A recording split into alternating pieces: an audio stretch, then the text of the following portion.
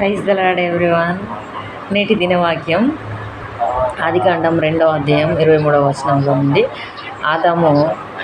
అప్పుడు ఆదాము ఇట్లా అంటాడు, నా ఎముకల్లో ఒక ఎముక, నా మాంసంలో మాంసము, ఇది నరునిలో నుండి తీయబడిను గనుక నారి అనబడును అని ఆదాము పలుకుతున్నాడు.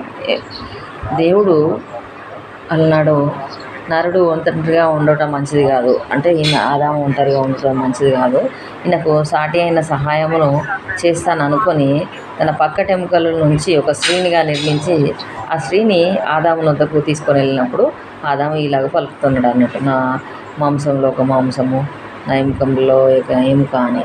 అయితే హవ్వను చూడగానే ఆదాము ఒక మనస్సు అనేది అక్కడ ఆమెతోటి కనెక్ట్ అయినట్టుగా, హృదయం ఆమెతో కనెక్ట్ అయినట్టుగా, ఆమెను చూసి ఒక చిన్న ఒక కవితలాగా రెస్పాండ్ అయినట్టుగా మనం చూస్తూ ఉంటాం.